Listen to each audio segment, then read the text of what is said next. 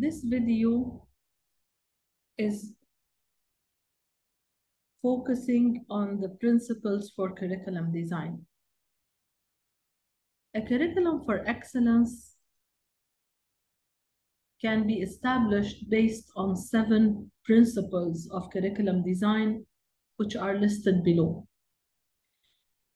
We will be discussing each one of those principles alone,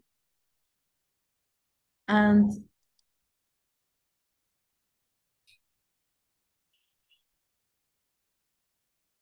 the connections between those 7 principles is key when we are trying to talk about the design of our curriculum at a school or educational institution.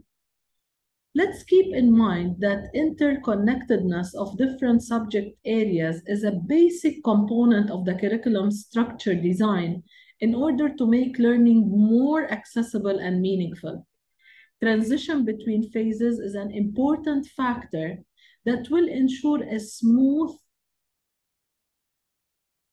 transition for students who are progressing to the next stage of education throughout their learning journey.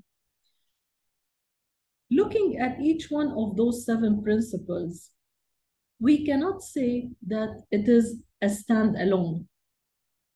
Personalization and choice is related to challenge and enjoyment. Challenge is connected to the breadth, to the depth, progression, coherence, and relevance. So those 7 complement each other when we are trying to design a curriculum which has very high expectations and aims to allow students to reach their potential within their academic year. Let's start with personalization and choice. The curriculum is designed to respond to individual needs and support particular aptitudes and talents. It includes increasing opportunities for students to exercise responsible personal choice as they move through their school career, such as choice about what is learned, choice about how learning is undertaken, and choice of contents for learning. Let's stop at the last sentence of the second paragraph. When we talk about choice about what is learned, this is when we talk about unpacking the standards to identify the primary and the secondary. Primary are non-negotiable. Why? Because if I will not cover one of those standards, there will be a gap either across the grade level or throughout the different grades. Let's take an example. If I will not teach students of grade 1 the essential keywords to guide them to know how to translate the mathematical sentences from English sentences to mathematical equations, then there will be a gap in mathematics. If I will not teach a specific standard in English in grade 1, which is a primary, and students, they go to grade 2, then students will not be able to make the expected progress. So the choice about what is learned is key. And this is a thing which should be on the top priority list when the curriculum team is designing the curriculum matrix, unit planner, scope, and sequences beginning of the academic year. Second one, choice about how learning is undertaken. The weight that we are giving to each standard, and this is evident in the allocated time. If I give a lesson 5 periods and another lesson 2 periods, this automatically means that lesson 1 has a heavy content which required longer period of time. And choice of contexts for learning. Where will the learning happen best? Is it in class, outside class? Could it be better presented if we interconnected with other disciplines? If we integrated with other subjects? So those are very important things that will allow us to take the personalization and choice. Yes, all American curriculum schools worldwide, they use the Common Core State Standards. But each school will tailor the standards according to the context of the school, context of the country, students' demographics. So when we are talking about the curriculum design, we need to highlight that all of those aspects has been taken into consideration. Second, talking about challenge and enjoyment.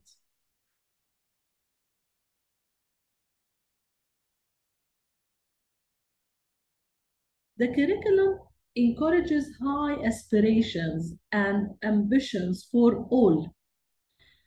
At all phases, students of all aptitudes and abilities experience an appropriate level of challenge which enable them to achieve their potential.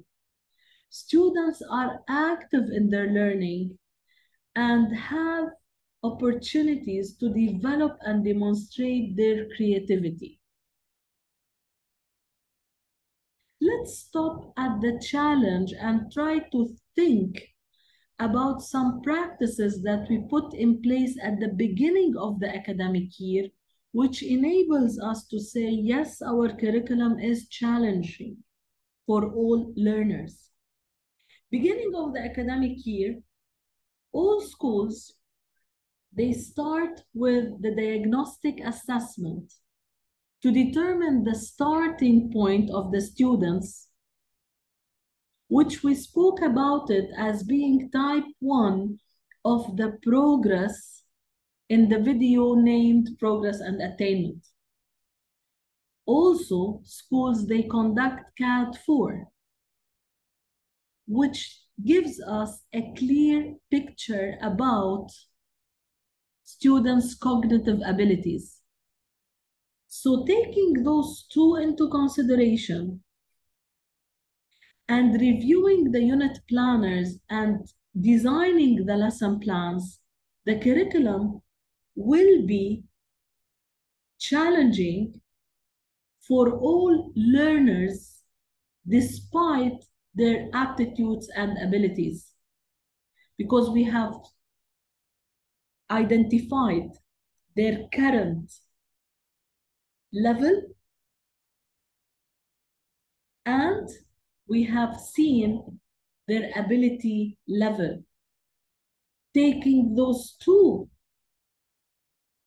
pieces of information into consideration, we will design learning opportunities that are appropriate for every single child.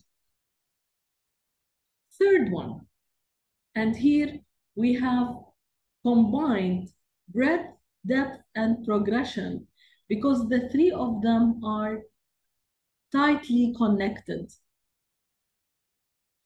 So the broadness of our curriculum introduces students to a variety of ways of examining forms of knowledge, developing skills, and generally making sense of their experience. So when I talk about the breadth and the depth, it means that I am trying to go with the Webb's taxonomy, which is the depth of knowledge from surface learning to deep learning, but without compromising the needed attention for all the different standards and concepts which needs to be covered in that specific grade level. Looking at the timetable, that's how a certain evaluator will look at the breadth. If we look at grade 1A, grade 1B, grade 1C, will I see a different number of periods given to English as a discipline in one section versus the other? If the question is no, and all the sections of the same grade level have equal number of minutes of instructional time, then we have ticked the breadth of the curriculum.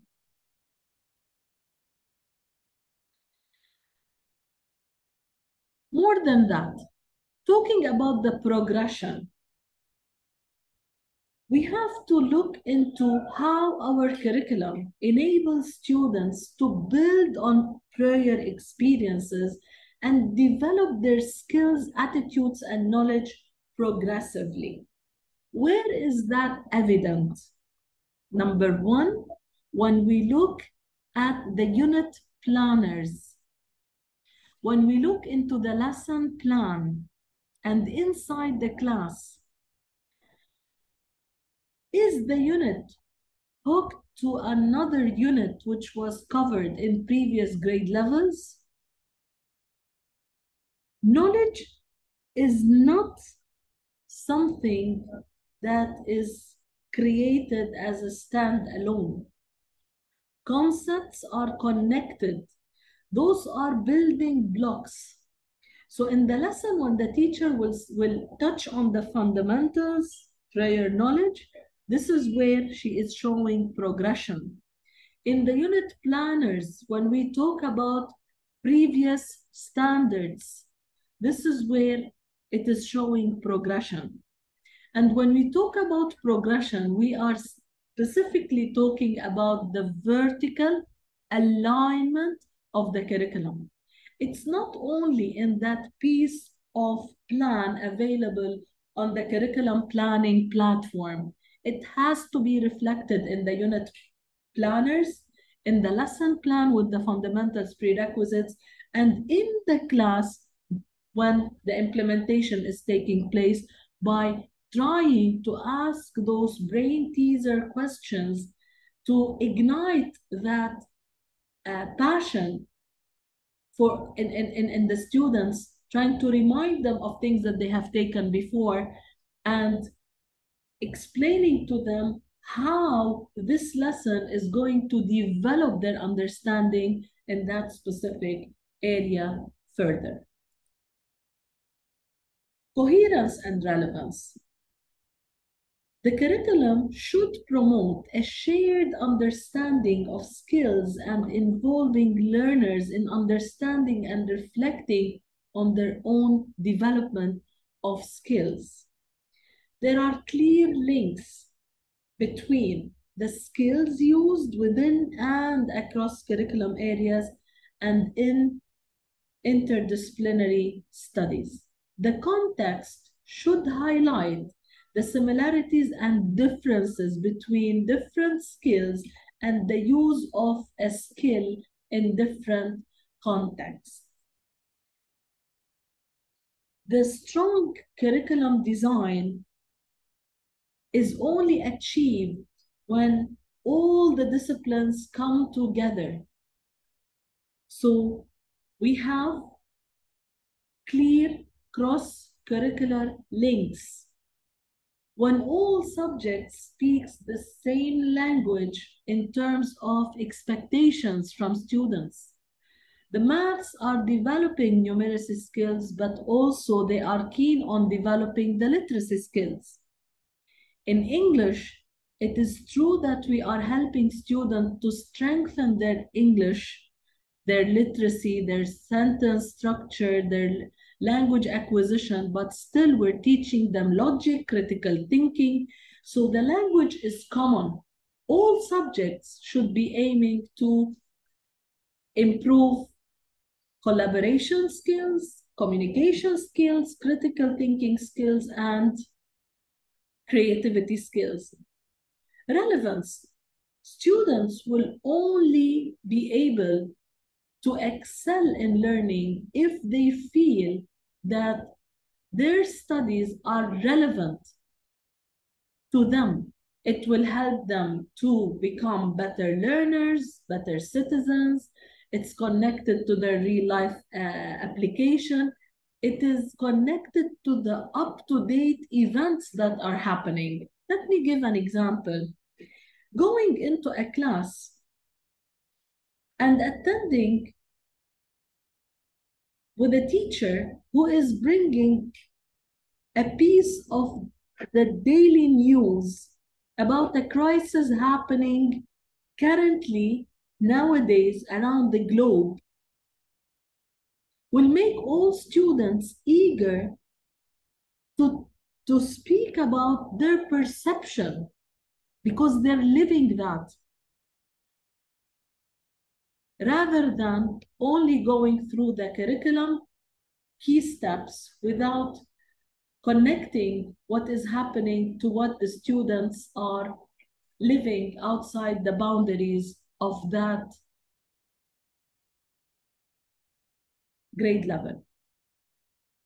It's very important to ensure that the curriculum is promoting a belief that all students are expected to expand their learning beyond the boundaries of the classroom and to encourage them to apply the concepts to real life situations.